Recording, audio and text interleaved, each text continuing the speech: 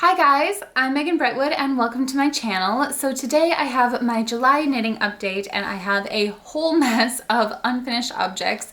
But before I start talking about those, I did want to take a moment to talk about the sweater that I'm wearing. This is my Puntilla by Joji Locatelli and I absolutely love this so much. I think it's probably about 4 years old and made out of a Malabrigo sock yarn in the colorway Pearl. I absolutely love it. It's just a really pretty light gray with purple undertones. Very versatile. Absolutely love it. And the pattern itself does include instructions on an optional lace edging for the cuff and the bottom hem, which is really pretty. I just never got around to it. And quite honestly, I sort of like this particular sweater without that lace detail. Just for myself, it's a really pretty added detail if you are interested in that. But anyway, yeah, so that is my Puntilla. I wear it a lot. You guys have probably seen it in other videos, but it's one of my favorites. It's like almost a sweatshirt sort of sweater and it's amazing. So anyway, let's talk about my July knitting update. So the first thing that I wanted to share with you is a pair of socks. I had just this one to share with you last time. It's a men's ribbed sock and I did do a how to knit video on this a while back and I can link that below if you want to check it out. It's made out of a Regia sock yarn and I can't remember the colorway, but it does have some self-striping details in there that are really, really pretty. I really like this sock and I did finally finish the second one. So this is the second sock. I still have to block it and weave in the ends here, but I thought that this would be a good opportunity just to show you once again how much of a difference blocking makes. Socks are one of those things that some people prefer to block them, some people don't. It's totally okay, whatever you decide, but just for reference, this is a blocked sock and this is not. So it takes a whole different shape once they've been blocked and it evens out the stitches. It really makes a difference. And I know that there's an argument that, you know, you don't have to block your socks because it's a form-fitted garment and so it's just gonna kind of take its shape as you wear it anyway. But I do think that just seeing how much of a difference this makes, it kind of shows you that like those more loose garments, so things with positive ease, sweaters, different things like that, it makes a huge difference and you should definitely block those. So anyway, those are my socks. And then, like I said, I have a whole mess of unfinished objects. So I'm just gonna grab something from the pile that I have back here and we're gonna talk about it. So the first thing that I have here is a pair of Cedar Bluff joggers, and these are by Alex Capshaw Taylor. And I have knit these before and I'll show you those in just a minute, but these ones are for my daughter Evelyn. And they are made out of a Yarn Bee, I think it's an Inspirations hand-dyed yarn. It's from Hobby Lobby and I think it's really fun that they have hand-dyed yarns there now. And this is one leg. So yeah, my daughter is getting really tall. It's crazy to me that she's getting so big. But the way that this is constructed, it is a piecewise construction. And so you cast on at the bottom here, this cuff, and then you knit K1, P1 ribbing for a little while. You do a fold over row and then this will get sewn in at some point. The instructions do tell you to put elastic in there, but I don't think I'm going to do that. And instead, I'm just gonna keep going. So yeah, then it's worked in stockinette up to somewhere in here and then there's some shaping for the waist area. And then you have this waistband that also folds over. So yeah. A lot of detail in it really, but very simple, easy construction. So yeah, there's the first leg and then I have the second one right here. I am not nearly as far, but it does go pretty quickly. And did I tell you that it's made out of that hand-dyed yarn from Hobby Lobby, but this is in the colorway Plush Blush. So yeah, really pretty, very nice pink yarn with just some hints of a navy blue in there just to kind of give it a little character too. So yeah, those are my Cedar Bluff joggers and I I'm guessing that it's a little bit hard to kind of visualize what those are going to look like when they're done. So I did grab my son's joggers as well. And these are in that same yarn, but in the colorway Natural Slate. And these are his, so they are so cute. I absolutely love them. I do still need to put a little drawstring in there. I'm planning on just doing a little I-cord out of some white yarn or black or something, and then using that. There is a little hole for that in there. But yeah, really, really easy little joggers, and I'm really excited to make the ones for Evie, or at least to finish them and get the little drawstrings in there as well. So yeah, those are the Cedar Bluff joggers. Who would have thought that knit joggers would be so cute, but they really are.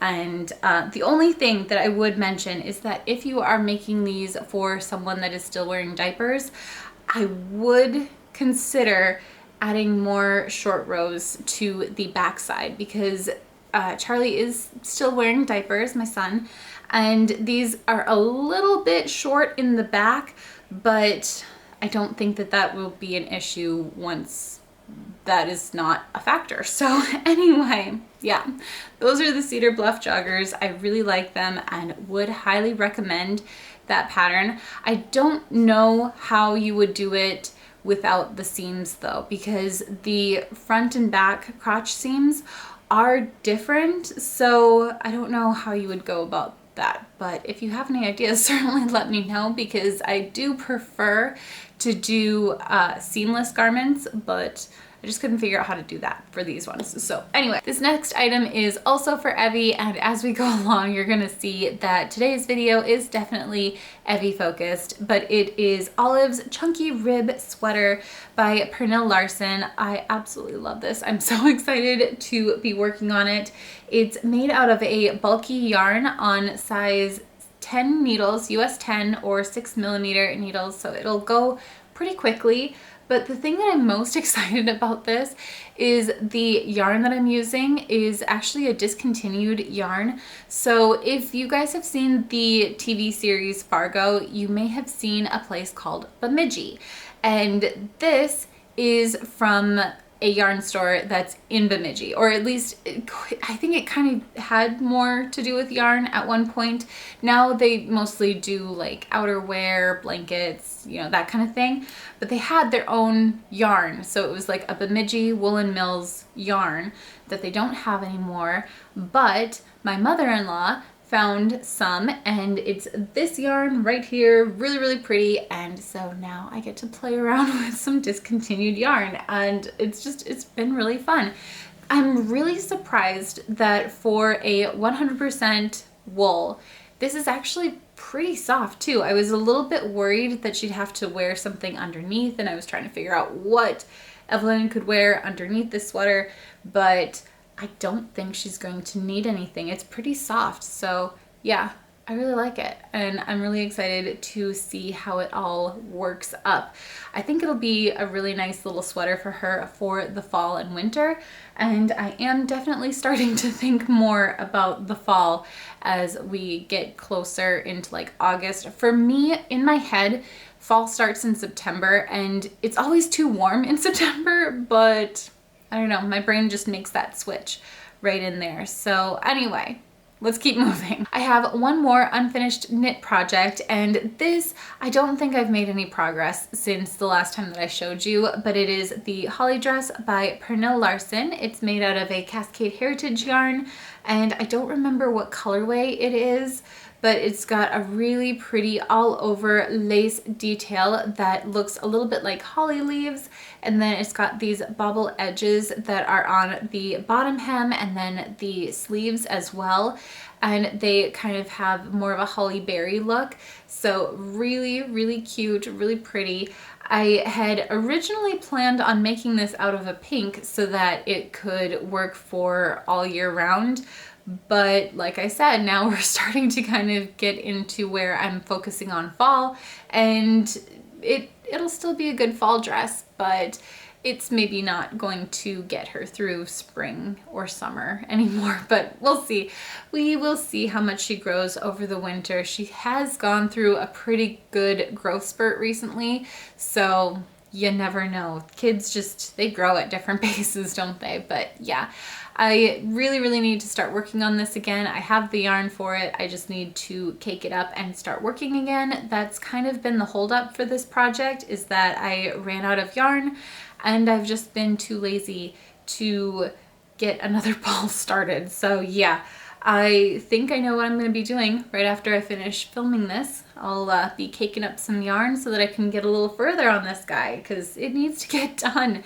I've got way too many unfinished projects for this not to get a little bit of love. So that's it as far as knitting projects go, but I do have one more thing that I wanted to show you guys, because I have tried to get a little bit more into crocheting recently, and I did finish one tank top and I've been working on another. So this is the Seascape scallop tank top by For the Frills, and it's made out of a Cascade Hampton yarn, and I don't remember the colorway of this either. Oh my goodness, I am failing at today's video.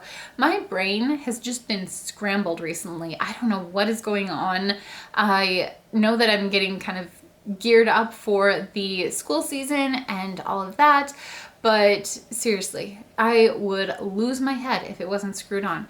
So anyway, this is the tank top that I've been working on. It's really cute. I need to finish this up so that I have a couple months to wear it still.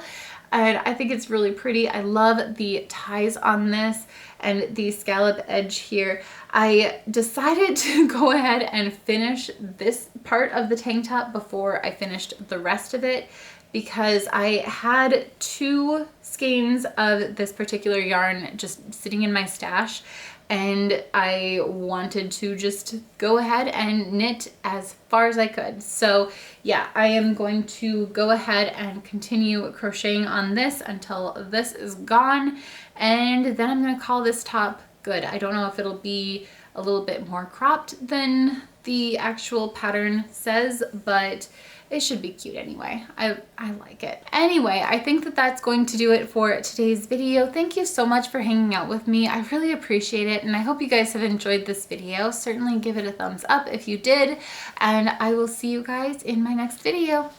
Bye!